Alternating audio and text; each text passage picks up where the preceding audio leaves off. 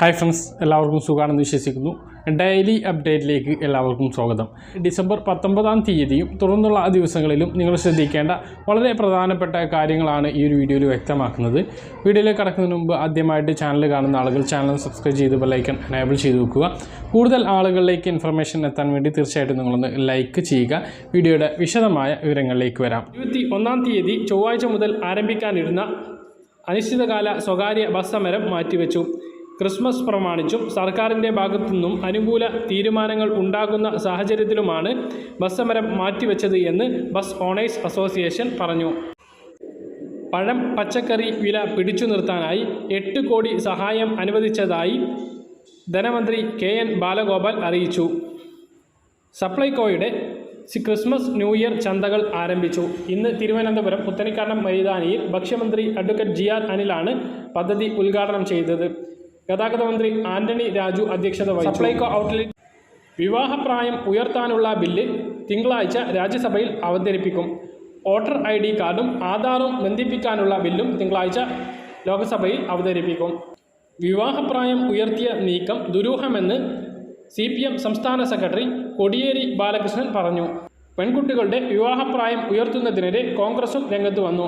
കേന്ദ്ര സർക്കാരിൻ്റെ ഗൂഢോദ്ദേശമാണ് വിവാഹപ്രായം ഉയർത്താൻ കാരണമെന്ന് KC വേണുഗോപാൽ ആരോപിച്ചു. സംസ്ഥാനത്ത് 1-ാം കോവിഡ് തരംഗത്തിനിടെ AC വാങ്ങിയതിൽ 17,000 രൂപയുടെ തട്ടിപ്പ് നടത്തിയതായി കണ്ടെത്തൽ. പൊതുവിപണിയിൽ സാധാരണക്കാരന് ലഭിക്കുന്നതിലും 17,000 രൂപ അധികം നൽകിയാണ് സർക്കാർ 1000 AC വാങ്ങിയത്. ഗുരുവായൂരിൽ മഹീന്ദ്ര കമ്പനി നൽകിയ മഹീന്ദ്ര താർ ഇന്ന് ലേലം ചെയ്തു. 15,10,000 രൂപയ്ക്ക് അമൽ മുഹമ്മദ് എന്ന വ്യക്തിയാണ് വാഹനം ലേലത്തിൽ വിളിച്ചത്. ഇന്ന് സംസ്ഥാനത്ത് 3,297 പേർക്ക് കോവിഡ് രോഗം സ്ഥിരീകരിച്ചു. കഴിഞ്ഞ 24 മണിക്കൂറിനിടെ 52,570 സാമ്പിളുകൾ പരിശോധിച്ചു. സംസ്ഥാനത്ത് ഒമിക്രോൺ കേസുകൾ കൂടുകയാണ്. മലപ്പുറത്ത് ഇന്ന് ഒരാൾക്ക് ഒമിക്രോൺ സ്ഥിരീകരിച്ചു. കരിപ്പൂർ വിമാനത്താവളം വഴി ഒമാനിൽ നിന്ന് എത്തിയ 36-കാരനാണ് ഇന്ന് രോഗം സ്ഥിരീകരിച്ചത്. ഇദ്ദേഹത്തിന് കാര്യമായ ആരോഗ്യ പ്രശ്നങ്ങളില്ലെന്ന് ആരോഗ്യവകുപ്പ് അധികൃതർ അറിയിച്ചു. ഇന്നലെ UAE-യിൽ നിന്നും എത്തിയ എറണാകുളം സ്വദേശികളായ ദമ്പതികൾക്ക് ഇന്നലെ ഒമിക്രോൺ സ്ഥിരീകരിച്ചിരുന്നു. ഇന്ത്യയിൽ ഒമിക്രോൺ വ്യാപനം രൂക്ഷമാവാൻ സാധ്യതയുണ്ട് എന്ന മുന്നറിയിപ്പുമായി കേന്ദ്രം. രാജ്യത്ത് പ്രതിദിനം രോഗബാധിതരുടെ എണ്ണം 14 ലക്ഷം വരെ ഉയരാൻ സാധ്യതയുണ്ട് എന്ന് കോവിഡ് ടാസ്ക് ഫോഴ്സ് മേധാവി മുന്നറിയിപ്പ് നൽകി. അനാവശ്യ യാത്രകൾ, തിരക്ക്, പുതുവത്സര ആഘോഷങ്ങൾ എന്നിവയിൽ ജാഗ്രത പാലിക്കണമെന്നും കോവിഡ് ടാസ്ക് ഫോഴ്സ് മേധാവി VK പോൾ പറഞ്ഞു. പൊതുജനാരോഗ്യത്തെ വെല്ലുവിളിച്ച് സ്വകാര്യ മില്ലുകൾക്കും ജനപ്രിയ അരി ബ്രാൻഡുകൾക്കും കോടികൾ വെട്ടിക്കാൻ അവസരമൊരുക്കി ഭക്ഷ്യവകുപ്പ്. ഇനി അരിയുടെ ഗുണനിലവാരത്തിൽ മില്ലുകൾക്ക് ഉത്തരവാദിത്തം ഉണ്ടാവുകയില്ല. ഗുണനിലവാരത്തിന് നിലവിലുണ്ടായിരുന്ന 3 മാസത്തെ ഗ്യാരണ്ടി പീരീഡ് ഒഴിവാക്കാൻ ഭക്ഷ്യമന്ത്രിയുടെ അധ്യക്ഷതയിൽ ചേർന്ന യോഗത്തിൽ തീരുമാനിച്ചു. കഴിഞ്ഞ ആഗസ്റ്റ് 27-നാണ് മില്ലുടമകളുമായി ചർച്ചയിൽ വൻ പ്രത്യാഘാതങ്ങൾക്ക് വഴിവെച്ചേക്കാവുന്ന തീരുമാനം ഉണ്ടായത്. ഇതോടെ സർക്കാരിൽ നിന്നും സംഭരിക്കുന്ന ഗുണമേന്മയേറിയ നെല്ല് മറിച്ചു വിൽക്കാനും പകരം ഗുണമേന്മ കുറഞ്ഞ അരിയും വ്യാജ അരിയും വിപണിയിലെത്തിക്കാനും മില്ലുകാർക്ക് അവസരം ലഭിക്കും. നെല്ല് സംഭരണത്തിന് 54 സ്വകാര്യ മില്ലുകളുമായിട്ടാണ് സംസ്ഥാന സർക്കാരിന് കരാറുള്ളത്.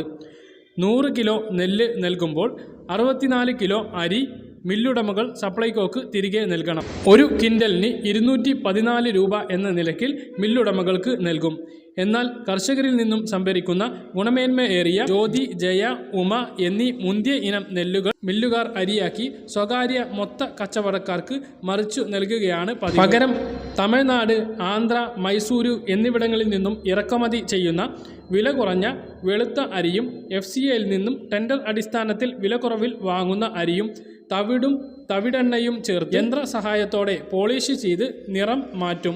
മാരകവിഷമുള്ള റെഡ് ഓക്സൈഡ് അടക്കം കലക്കിയ ഇത്തരം അരിച്ചാക്കുകൾ മുമ്പ് റേഷൻ കടകളിൽ എത്തിയിരുന്നു. ഈ അരി നന്നായി കഴുകുകയാണെങ്കിൽ വെള്ളയരിയാകും. പാലക്കാടൻ മട്ട എന്ന പേരിൽ എത്തുന്ന ഇത്തരം വ്യാജ അരി 2 വർഷം മുമ്പ് വിജിലൻസും ഭക്ഷ്യസുരക്ഷാ കമ്മീഷണറും കണ്ടെത്തിയിരുന്നു. അരിയുടെ ഗുണനിലവാര കരാറിൽ നിന്ന് മില്ലുകാരെ ഒഴിവാക്കിയതോടെ ഇനി റേഷൻ കടകളിൽ എത്തുന്ന മോശം അരിക്കുള്ള പഴി സപ്ലൈകോ ഉദ്യോഗസ്ഥർക്കും റേഷൻ വ്യാപാരികൾക്കും മാത്രമാകും. സ്വകാര്യ മില്ലുകളിൽ നിന്നും റേഷൻ കടകളിൽ എത്തുന്ന അരിച്ചാക്കുകളിൽ മായം കലർന്നതായി 2020 സംസ്ഥാന ഭക്ഷ്യ കമ്മീഷൻ കണ്ടെത്തിയിരുന്നു. കമ്മീഷൻ അംഗം ബി. രാജേന്ദ്രന്റെ നേതൃത്വത്തിൽ എറണാകുളത്തെ 7 സ്വകാര്യ മില്ലുകളിൽ നടത്തിയ പരിശോധനയിൽ നിറം ചേർത്ത അരിച്ചാക്കുകൾ പിടിച്ചെടുത്തിരുന്നു. അരി കഴുകിയപ്പോൾ നിറം മാറിയതോടെ സാമ്പിൾ ലാബിലേക്ക് അയക്കാൻ സപ്ലൈകോ നിർദ്ദേശം നൽകിയെങ്കിലും തുടർ നടപടിയൊന്നും അന്ന് ഉണ്ടായില്ല. മാത്രമല്ല, മോശം ചുറ്റുപാടിലാണ് മില്ലുകളിൽ ചാക്കുകൾ സൂക്ഷിച്ചിരുന്നത്. അരിച്ചാക്കുകളിൽ മൃഗങ്ങളുടെയും പക്ഷികളുടെയും വിസർജ്യം കണ്ടെത്തിയിരുന്നു. മലിനജലത്തിൽ നെല്ല് കുതിർക്കുന്നതും ഈ വെള്ളം പരിശോധനയ്ക്ക് അയക്കാൻ നിർദ്ദേശിച്ചിരുന്നു എങ്കിലും അതും നടപ്പിലായില്ല. നെല്ല് കുത്തിയ അരി പുതിയ ചാക്കിൽ സൂക്ഷിക്കണമെന്നാണ് കരാർ. എന്നാൽ പല മില്ലുടമകളും പഴയ ചാക്കിലാണ് ഇത് നിറക്കുന്നത്. നനവടിച്ച് ചെള്ളിയാക്കിയതായി ബി. രാജേന്ദ്രൻ ഭക്ഷ്യവകുപ്പിന് നൽകിയ റിപ്പോർട്ടിൽ ചൂണ്ടിക്കാണിച്ചിരുന്നു. 4 വർഷത്തിനിടെ മില്ലുകളിൽ വിജിലൻസ് നടത്തിയ പരിശോധനയിൽ കോടികളുടെ ക്രമക്കേട് കണ്ടെത്തിയിരുന്നു. 2017 കണ്ണൂർ കാഞ്ഞൂരിൽ മില്ലിൽ നിന്ന് 2500 കിലോ വ്യാജ മട്ട അരി വിജിലൻസ് പിടികൂടിയിരുന്നു. ഈ ഒരു സാഹചര്യത്തിലാണ് ഇത്തരം മില്ലുടമകൾക്ക് തട്ടിപ്പ് നടത്താൻ ഏറ്റവും അനുയോജ്യമായ കരാറിൽ ഭക്ഷ്യ പൊതുവിതരണ വകുപ്പ് ഒപ്പുവെച്ചിരിക്കുന്നത്. ഇത്രയും അറിയിപ്പുകളാണ് ഈ ഒരു വീഡിയോയിൽ നിങ്ങളുമായി പങ്കുവെക്കാനുള്ളത്. പറഞ്ഞ കാര്യങ്ങൾ കൃത്യമായിട്ട് മനസ്സിലായിട്ടുണ്ടാവുമെന്ന് കരുതുന്നു. ഇതുപോലുള്ള ഇൻഫർമേഷനുകൾ ലഭിക്കാൻ ചാനൽ സബ്സ്ക്രൈബ് ചെയ്ത് ബെല്ലൈക്കൺ എനേബിൾ ചെയ്ത് വെക്കുക. മറ്റൊരു വീഡിയോയുമായി നമുക്ക് വീണ്ടും കാണാം. ഇതുവരേക്കും ബൈ.